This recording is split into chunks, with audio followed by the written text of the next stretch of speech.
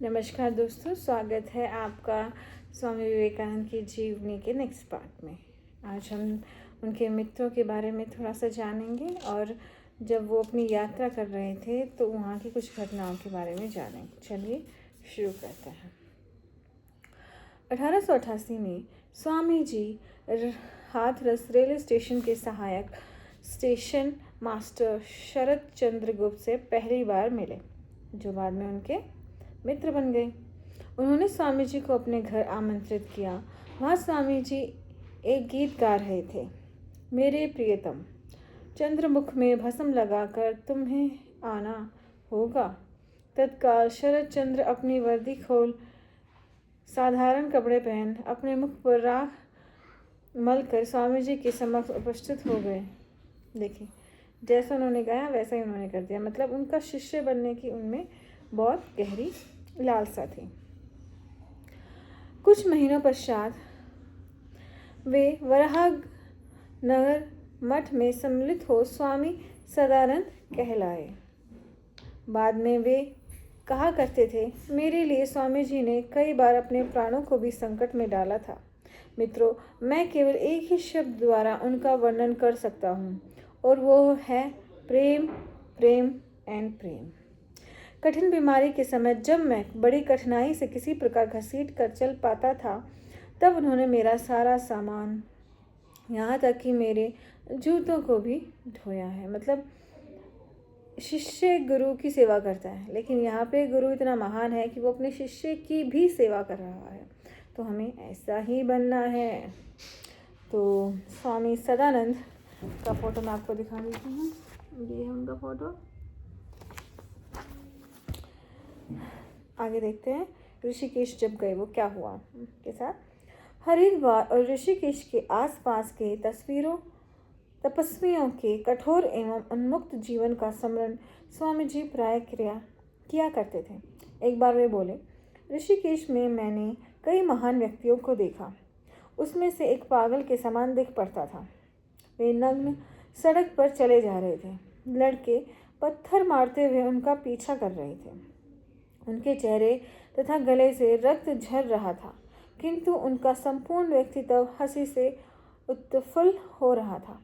मैंने उन्हें एक और ले जाकर उनके घावों को धोया, रक्तस्राव बंद करने के लिए उन पर राख लगाया, किंतु वे अनवरत हंस रहे थे और कह रहे थे, लड़कों को मुझे पत्थर मारने में कैसा आनंद आ रहा है। सब परम पिता का खेल है। देखिए, वो जो सन्यासी है, वो जो पागल दिख रहा है औरों की नज़र में, उसको सब लोग पत्थर मार रहे हैं, राइट। और फिर भी वो खुश है और वो बोल रहा है कि देखो मेरे को पत्थर मारने में कितना इनको सुख मिल रहा है। उसी तरह से आज के जीवन में कोई जब अच्छा कार्य करने लगता है ना, तो लोग उसे क्या कहते हैं, पागल है, और उस पर हंसते हैं कि अपनी लाइफ को क्यों इसने मुश्किल बना रखा है। खाओ पियो और मौज करो। हाँ, क्यों इतनी मेहनत कर रहा है, क्यों इससे दूसरों की इतनी पड़ी है, क्यों इतनी सादगी भरा जीवन जी रहा है। तो ये सब कौन कर सकता है? एक सन्यासी, एक पागल ही इंसान कर सकता है, राइट, जो ऐसा सोच सकता है। तो हमें भी अपने कार्य में ऐसे ही लगे रहना है निरंतर, चाहे कोई कितना ही उपहास क्यों ना करे।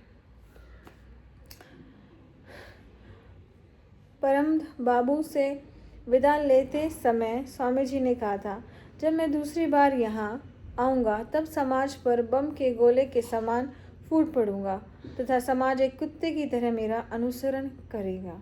और वे इस पवित्र नगरी में तब तक नहीं आए जब तक कि उन्होंने संसार को नई चिंतन धारा से झकझोर नहीं दिया तथा ऋषियों की आत्मा को पुनर्जागृत नहीं कर दिया।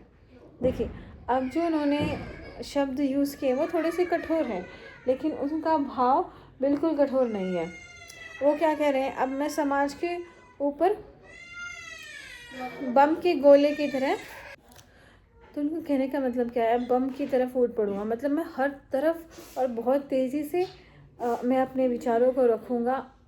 तब तक मैं सीख लेता हूँ कि लोगों को कैसे मतलब अपने विचार लोगों तक कैसे पहुंचाने हैं। और समाज एक कुत्ते की तरह मेरा अनुसरण करेगा। अब कुत्ता यहाँ पे कोई गाली नहीं है। देखिए कुत्ता क्या होता है ना, वफादार होता है। उसको थोड़ा सा भी प्यार दिखा देना तो वो बहुत वफादारी के साथ आपकी रक्षा करता है। तो यहाँ पर स्वामी जी ने खुद को बम और समाज को कुत्ता बोला है, लेकिन वो एक दूसरे भाव में बोला है। हमें यहाँ से उनके ये अपमानजनक शब्द नहीं है, इनका हमें भावार्थ समझना चाहिए। तो समाज उनकी तरफ इतना वफादार हो जाएगा, इतना समझेगा उन्हें। जुलाई महीने में स्वामी अखंडानंद के साथ स्वामी जी वराहनगर मठ छोड़कर हिमालय में तपस्या करने के लिए रवाना हुए। अल्मोड़ा के रास्ते पर ककडी घाट नामक स्थान पर अपने एक अनुभव का वर्णन करते हुए स्वामी जी ने उनसे कहा, गंगाधर, यही इस वट वृक्ष के नीचे मेरे जीवन की एक जटिल समस्या का समाधान हो गया। तत्पश्चात उन्होंने पिंड तथा ब्रह्मांड की एकता के बारे में अपनी अद्भुत अनुभूति कही। मतलब उनके मन में कोई प्रश्न चल रहा था कि मैं सिर्फ अपने देश का ही सुधार करूं या मुझे पूरे विश्व को में इसका प्रसार करना चाहिए, उनको सुधारने की कोशिश करनी चाहिए। तो वहाँ पे उनको उस क्वेश्चन का आंसर मिल गया। और क्या, उन्होंने पिंड तथा ब्रह्मांड की एकता के बारे में अपनी अद्भुत अनुभूति की कि भाई ये जो सारा विश्व है, पूरा ब्रह्मांड है, वो सब एक ही है, हम अलग नहीं हैं।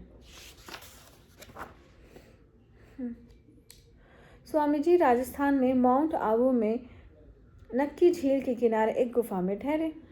बाद में एक मुसलमान वकील के आग्रह पर वे उसके घर पर रहने के लिए चले गए।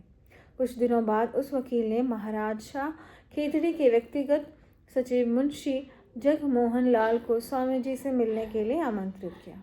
जब मुंशी जी ने स्वामी जी से उनके एक मुसलमान के घर ठहरने के औचित्य पर प्रश्न किया, क्योंकि वहां रहने पर मुसलमान द्वारा उनके भोजन का स्पर्श होना अनिवार्य था, तब स्वामी जी ने कहा, महाशय, आप क्या कहते हैं? मैं एक सन्यासी हूँ। मैं सभी सामाजिक रीति रिवाजों के ऊपर हूँ। मैं एक भंगी के साथ भी भोजन कर सकता हूँ। मैं सर्वत्र ब्रह्म का दर्शन करता हूँ। शुद्धतम जीव में भी मेरे लिए कोई भी ऊंचा या नीचा नहीं है। शिव शिव। अब देखिए स्वामी जी ने कितना अच्छी बात कही है कि भाई मुझे किसी भी व्यक्ति में मुसलमान या कोई नीच जाति का इंसान नहीं दिखता। मुझे सब में ब्रह्म दिखता है, सब में शिव दिखता है। मैं किसी के साथ कोई भी भेदभाव नहीं कर सकता, क्योंकि देखिए दुखी लोग हर समाज में हैं, हिंदू में भी हैं, मुसलमान में भी हैं, छोटी जाति में भी हैं, बड़ी जाति में भी हैं। अगर सन्यासी जिसने ये बीड़ा उठाया है कि मैं सबकी समस्याओं का हल करूँगा, अगर वो भेदभाव करने लगा, तो जो पिछड़े लोग हैं या मुसलमान लोग हैं या ऐसे लोग हैं जो बहुत गरीब हैं, उन तक तो फिर स्वामी जी पहुँच ही नहीं पाएंगे। तो एक सन्यासी है, वो अपने द्वार सबके लिए खुले रखता है। वहाँ पे कोई भी आ सकता है, समस्याओं से निकल सकता है।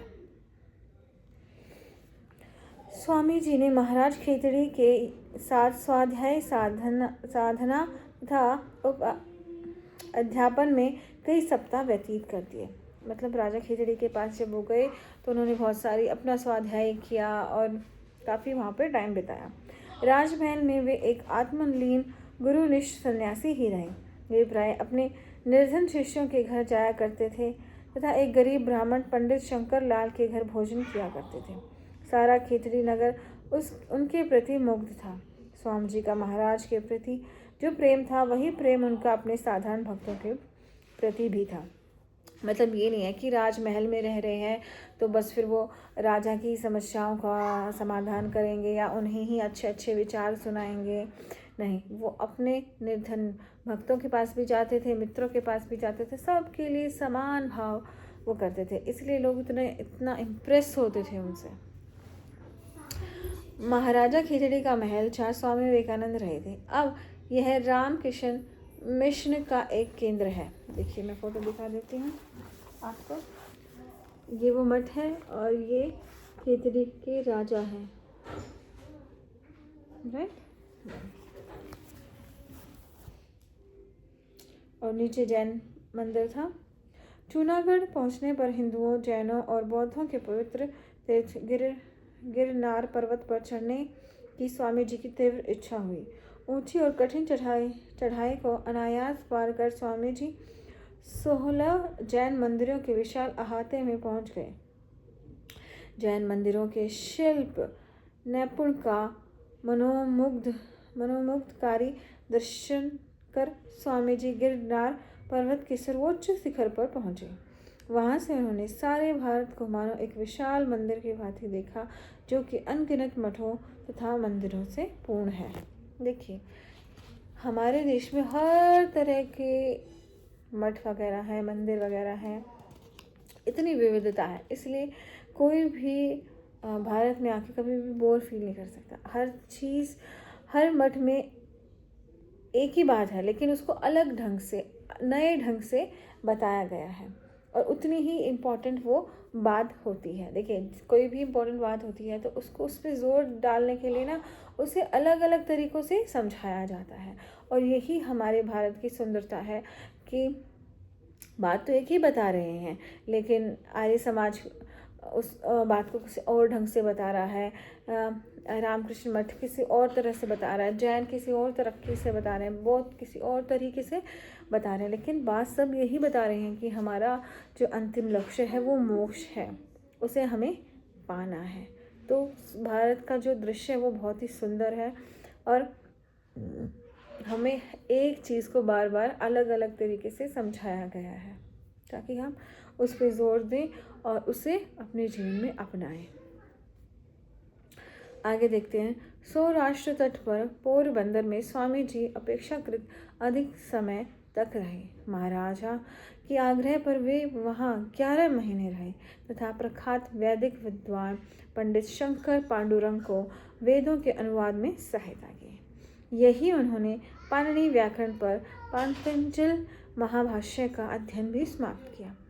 पंडित जी के परामर्श पर यहाँ उन्होंने फारसी भाषा भी सीखी तथा उसका पर्याप्त ज्ञान प्राप्त कर लिया।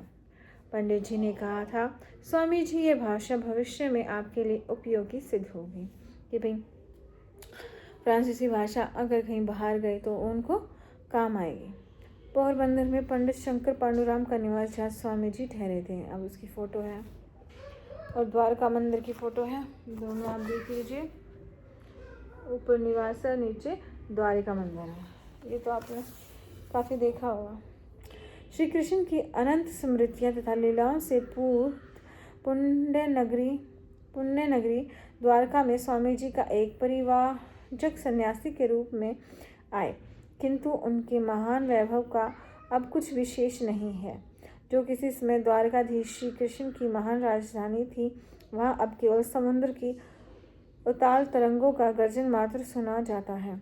समुद्र में दूर देखते हुए स्वामी जी के हृदय में इस विचार से कि अब प्राचीन महान भारत के शेष के अतिरिक्त और कुछ शेष नहीं है, पीड़ा की लहरें उठने लगी। वे तट पर बैठ गए तथा उत्कट व्याकुलता पूर्वक उन्होंने भविष्य के भारत की था लेने की चेष्टा की। बाद में यादवों की इस ध्वस्त नगरी के अपने एकांत कक्ष में स्वामी जी ने एक दिव्य ज्योति के दर्शन किए और समझ लिया कि यह भारत के उज्जवल भविष्य का प्रतीक है। मतलब जो उनकी चिंता थी कि भाई कृष्ण की द्वारिका भी डूब गई है, तो कहीं हमारा भारत भी ऐसे ही गुम ना हो जाए। तो आज के लिए इतना ही। आशा करते हैं आपको पसंद आएगा। धन्यवाद।